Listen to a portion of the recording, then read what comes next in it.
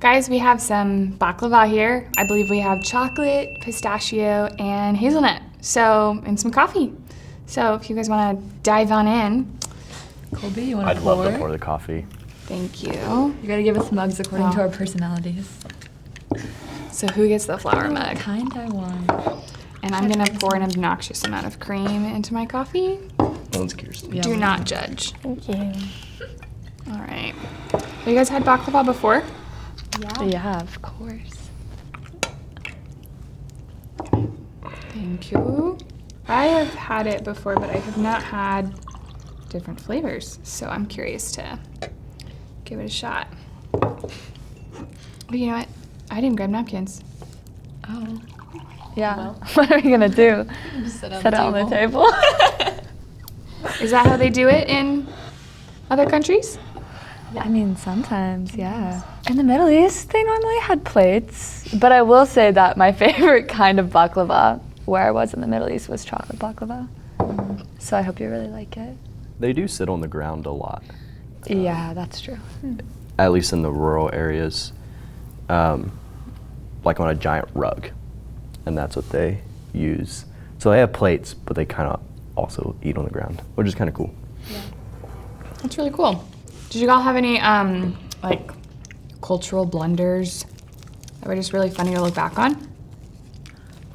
Where we were in the Middle East, the English word sick sounds like a curse word in the local language. And being modern day college students, our group used sick a lot We to said describe sick things. to describe everything. It was really bad. Like we would say, this baklava is sick.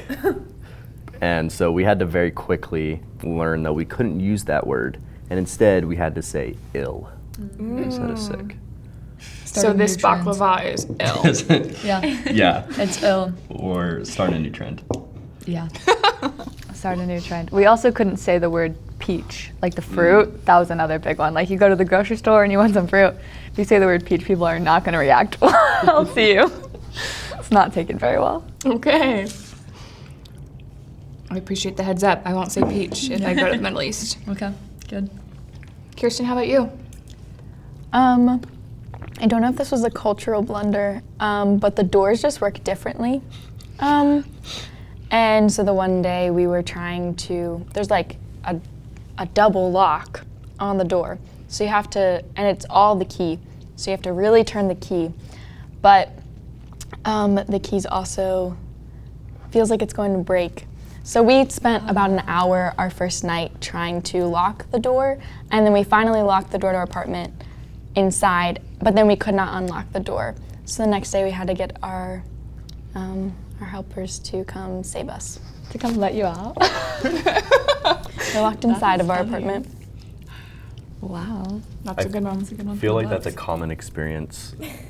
Our first night walking into our apartment, there's 4 guys, we're all at least 20, and we spent an hour combined trying to open our door, and we could not get it. And so we called our team leader, and he was just like, you have to turn the key, then you pull and push, or push then pull. And we're like, all right. So one of my teammates grabs onto the door knocker and just rips it right out. So we had a hole in our door that when we called the realtors to fix it, they were like, here's how we're gonna fix it. They took a piece of paper towel, rolled it up, shoved it in. And Are you serious? yeah. So that Oh my gosh. We had a hole in the door stuffed with a paper towel for 8 weeks. Oh my gosh. It's one way to do it. That is one way to do it. One way to do it. Man, for my edge trip, we had so many different cultural blunders, but one of my favorite memories was waking up to a pig being slaughtered one morning. Yeah, that was a fun one. It was a fun one, and then we got to eat it later. But yeah, it's not a fun sound to wake up to in the Can morning. you still hear it? Yeah. It still haunts you a little bit? A little bit. No, but yeah. Check that one off the bucket list. Yeah, a lot of good ones. But there's a lot of cool, joys and things that I wasn't expecting necessarily, but just really cool ways that God moved and showed up, and that I'm really grateful for, that I get to have those and look back on. So, did you guys have any of those? Yeah, one night me and the girls that I was living with in my apartment, we were invited out to dinner by our landlord's daughter, who spoke really good English, and we showed up, and she also had 4 guys with her that really wanted to hang out with us, which was interesting, but they ended up taking us out to dinner. They just wanted to give us like a really authentic experience of the culture. So they took us driving and blasted all their favorite songs around the city, and they took us to dinner and didn't let us choose what we ordered, and they paid for everything, which was super kind. And then they got us baklava, actually, and we walked around this little park, and it was so fun. I look back on that a lot. Aw. What kind of food did you guys have to eat? Or get to eat? Get to eat. We ate this food called lamajun. It was really good, but I'd had it before, but there was this specific way. They told me I'd eaten it wrong, basically, and they corrected my understanding of how to eat it. So it was more like an educational experience. And how do you eat it?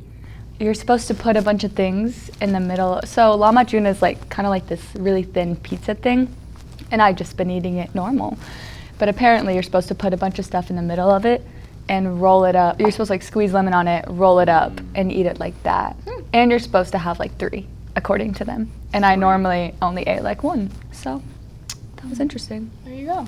Yeah. Yeah, I really loved eating the food, and I met a local who, she's a mother, she's pretty young, and had 2 girls, and she was one of the first people that I was connected with, and I would go over to her house a few weeks and just sit there, and she'd teach me how to make some food. We did some traditional desserts. I didn't get to make baklava, but I did get to eat some that her mother-in-law made, and it was really special. And I was super grateful for the time. She didn't speak like the best English, but cooking was something we could bond over, even though language was a little bit of a barrier. That's really cool. But like, despite the language barrier, you guys can still communicate and have a good time and bond over something and share a common experience. I think cooking's a really good way to do that with locals. That's really fun. I went to Southeast Asia once, and we were invited to a local's house, and she taught us how to make spring rolls.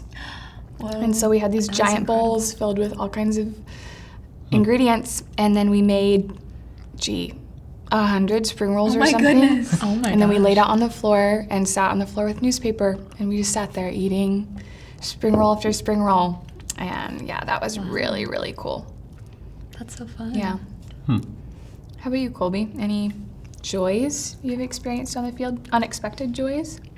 Yeah, I think just, you guys kind of touched on this a little bit, but just to name it, like the hospitality of the culture that we were in.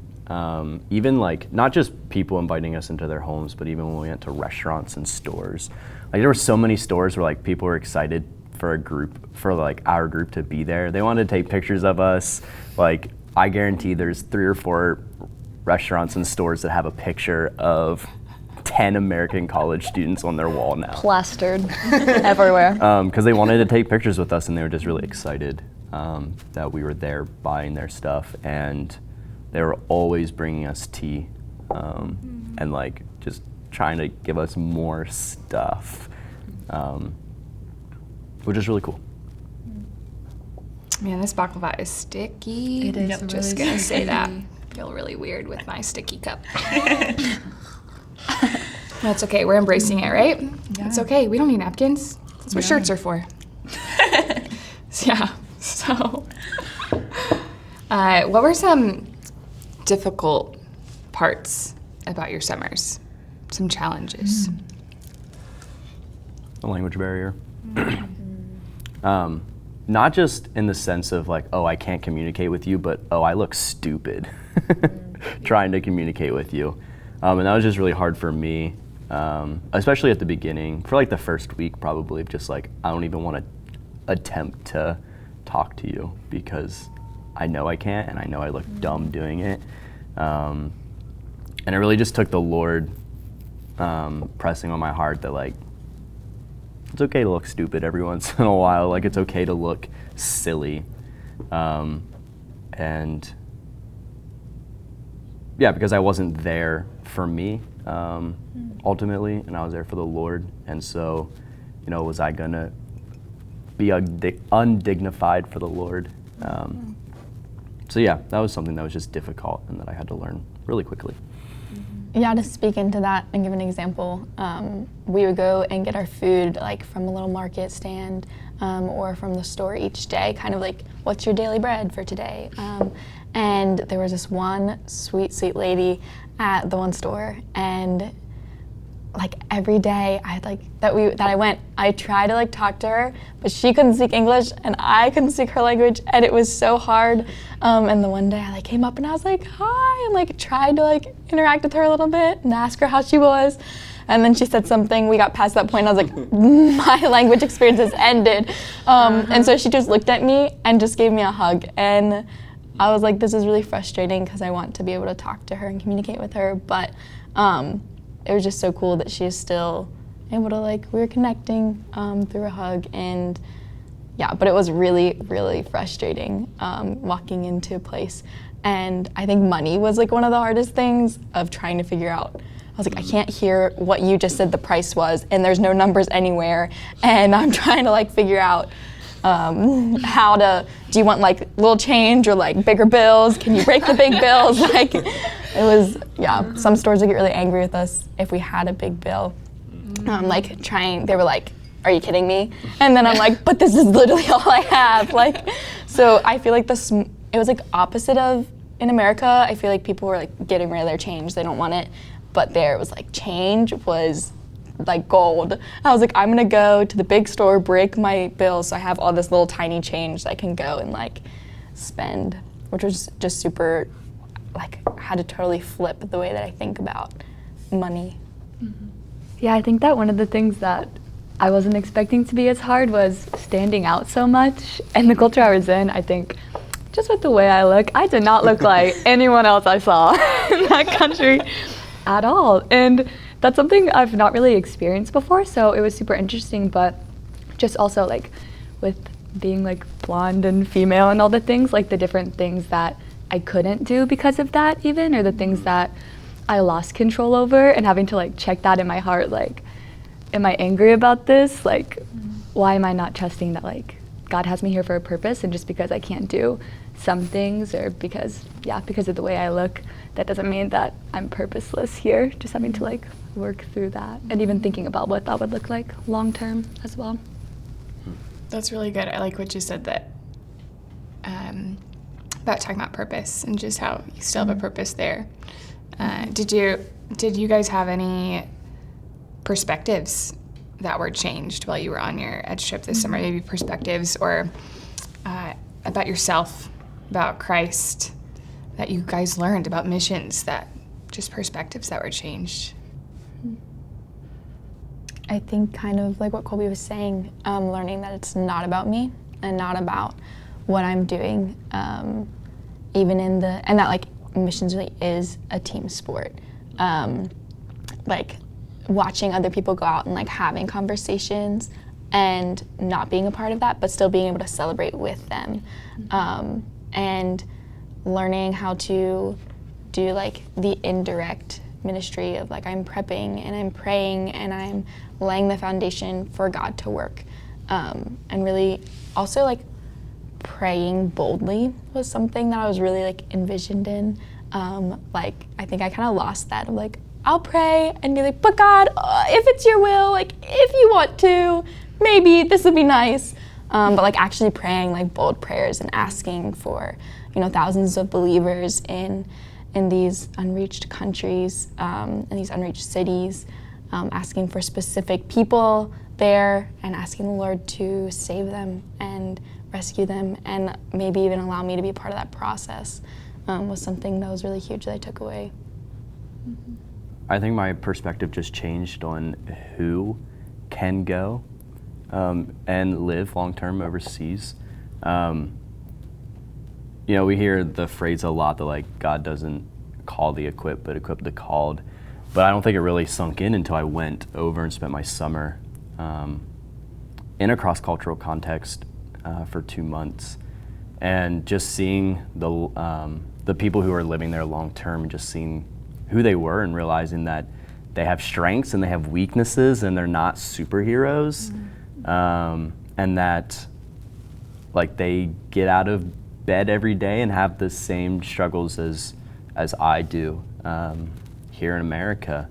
And I think the Lord just, really worked on my heart and like, Colby, you can do this. And I think like just one key like moment that like really showed me that as I was processing, very early on in our trip, our team got caught in a hailstorm. It was awful. We were walking to the metro station and it started pouring, and like I absolutely hate being wet, soaking wet. Like I abhor it. I don't like wearing wet clothes. I don't like being in the rain. I don't like it. And here I am in this stinking, it was this pouring down rain, and then it started hailing. So hard. And the longer we walked, the bigger the hail got. And we walked 15 minutes in this hailstorm as we were just trekking onto the metro. And right before we got to the metro, we needed to cross one more street.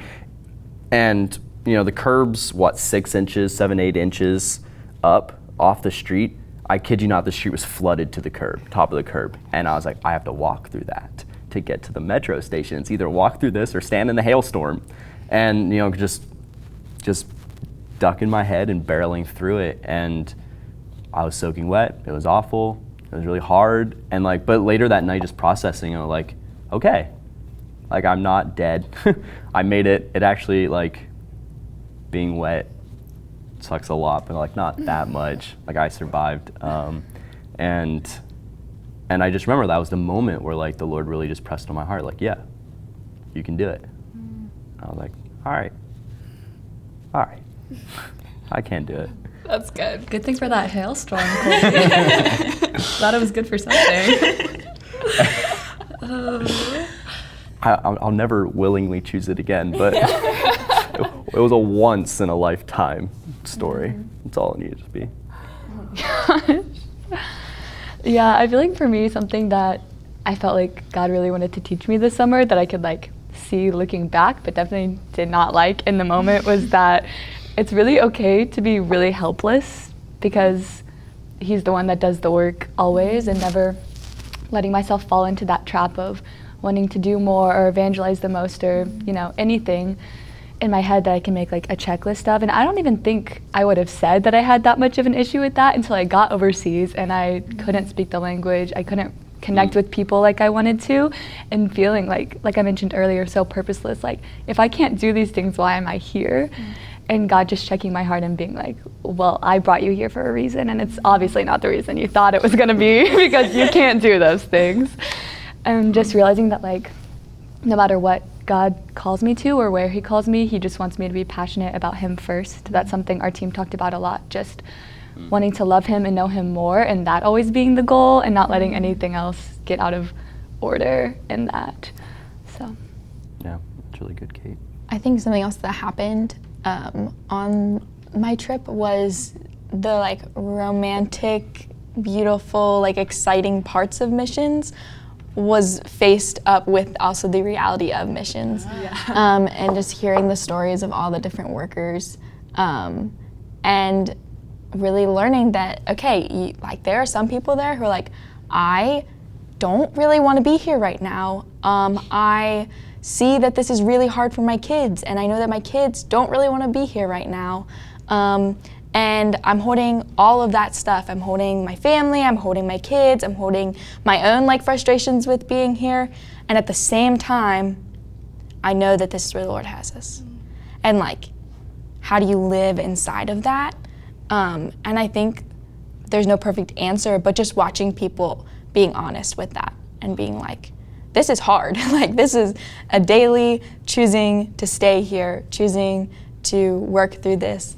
I think that was really encouraging to me of it's gonna be a hard process. It's gonna be long, it's not gonna be perfect. Everyone's story looks so different, how they got there. So it really is just you got to keep trusting God at every stage and every step. And just because it's hard doesn't mean it's not good, and doesn't mean that it's not what God has for you. Man, that's good. It sounds like you guys really had an opportunity to do life with your team leaders, and that they really got to walk with you through some hard things, or just like, hey, this is what life looks like, and disciple you in that way. Like, tell me more about that. What was that like? Yeah, I think we just got to, our mentors, our team leaders, like they didn't really hide anything from us. I watched them cry, I watched them celebrate, I watched them be really angry, and that was just, it was hard to watch, but like it was also good to see too. I think like a moment that really sticks out to me is that when we had our fellowship time, one morning we would share prayer requests and go around, and one of our team leaders, she asked, while she was sitting beside her husband, like asked for us to pray that she would have grace with him or grace for him. And I was like, oh wow, okay. Like, that moment just sticks out to me. And he just started nodding his head. and that moment just sticks out as just them sharing life and not hiding that from us, and just being really honest with us. And that was just really good. And yeah, it just really helped my heart to see, to feel loved while being overseas. It was my first time in a cross-cultural context. It's my first time in a different country. Cool. And so, yeah, I knew that these were real people who had real emotions, who really cared, and who really loved the Lord, because it really takes a lot of like faith and love for the Lord to sit in front of a group of a bunch of strangers and say, hey, I need grace for my husband who's sitting right beside me. That's really awesome. Was it your guys' first time overseas too? No, but my first time, like for an extended amount of time overseas. Yeah, I had been once, went to Costa Rica for a week. It was like a fun trip though, it wasn't, it was very much just tourism, but. Okay, gotcha. How was your time with your team leaders? It was great. I feel like I could say so many things that Colby just said, but yeah, I think the way that they led with vulnerability, I had never really seen before. And like a leader, how they didn't just ask us to be vulnerable, but they like showed it first before they asked us. And I appreciate that a lot and learned a lot just like from their leadership style in that. And then in addition to our team leads that we were with for like the majority of the time, we also got to spend time with a lot of the other long-termers in our city and just like go to dinners at their houses and ride on buses with them for so long and different things. And they were all in very different stages of where they were overseas. Some had been there for a year, some had been there for like literally 2 months when we got there, which is crazy. It's like how long we were there. And so just being able to have a really realistic view of like, this is what it looks like at all these different stages. And they also were all just like super honest with us. They're like, you can ask us anything, like we'll answer any question as honestly as we can. And that just really meant a lot to me. So I feel like we got to learn so much from them just because they were so open and willing to answer questions. Yeah, I think like people living overseas are so honest, and like I think just the situation that they're in almost like causes them to, we can't put on a facade. Like there's no faking this. We are what we are, and we gotta just own up to it, because there's not room for the, oh yeah, I'm like fine, when you're not fine. Like that just causes so many more issues.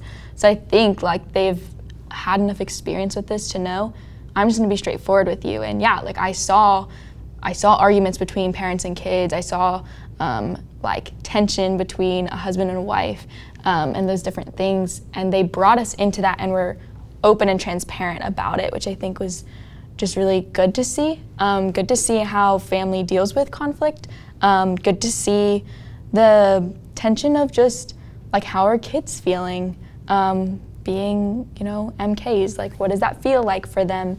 But one of my favorite things was when I went to a different city and was with some different workers.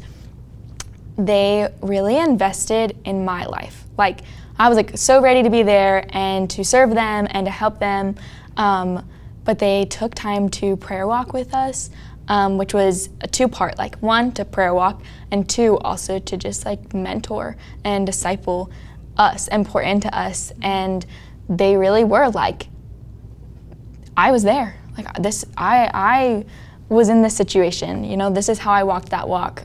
This is how I got to where I am. This is how I got from point A to point B. And their honesty and sharing, but also them taking interest in my life was really like, wow. I was like, whoa, but your life's so much more exciting, and like, you know, like, I'm here to serve you. But their just willingness to pour back into me was really stuck with me. And really was just like, wow, I want to be that someday. Like, I want to be the person who invites people into my world, into my ministry, and then is able to pour back into them as well. Man, that's really cool. That's so special. What are some folks that you got to meet and friends, that national friends that you guys made? I have met this one lady with this crazy story. She works at a church, and she's just a crazy story. She fought in the war, and like coming out of that, her and her husband and her sister and her sister's husband were all addicted to heroin, and which was like crazy. And they all were in jail in like different places. She was in jail in like another country, going to rehab then, and like she met the Lord while she was in rehab, and then she came home and like brought that back to her family and reconciled her relationship with her children, reconciled her relationship with her husband, her sister, and her sister's husband, and they are all now believers. She's actively working in the church, and she's working in villages of a people group that's really oppressed against in her country, and she's helping them to stand up on their feet and keep walking. And her daughter is also so awesome. Her daughter works with the church and is like pretty much runs, you know how like there's like the pastor and his wife, but then there's that person who like runs everything. That's her. And she's so sweet. And yeah, she just was so ready to like accept us, and she loves stories. She had us share our testimonies at church, which I was like, I don't even know how do I do this? What do I share? 21 years of my life, like how do I summarize that in 5 minutes? But she really just made me feel so known, and like, I was like, even if my testimony only touched her heart, that's enough. And she just loves stories, and she loves to share her own story. And that was so special to me, to meet them, their family, and see like local believers really on fire for the Lord and wanting more believers to come. That was really special. That's really neat. That is so cool. Oh my God. I'm so glad I just heard that story. I think, okay, there's a lot of people I could talk about right now, but my favorite people, I feel like, that I met when I was overseas were these little kids that lived at our apartment. They just were my favorite things in the entire world. There was 4 of them, and 2 of them, like, they were each siblings, and they were so fun. They didn't speak any English, so I never had a really valid conversation with them. We used a lot of Google Translate. The oldest one was a girl, and she was like 11, and she thought it was just so fun. We started it out by me and one of my roommates went out one night in like the evening, and they were like playing, we had like this little basketball court, and they were playing games, so we just like went to play volleyball with them, and they were so excited that we wanted to play with them. And then every day after that, when we walked outside, they would go, habla, like older sister. Aww. And it was so cute, and it was just so fun to be able to know them and know their names and their faces and be able to pray for them, like starting at such a young age. I just thought about that so much. Like, I think the youngest was like 5 and the oldest was 11, and just thinking about how like I can be praying for them for like the rest of my life, and starting at like such a formative age that like God would like release them from these chains. And there was like one moment that I remembered specifically where the little girl, the oldest one, the call to prayer started going off, and she she said 1 second, in the language, and she went over to the corner and she started doing her prayers, and I had never really seen someone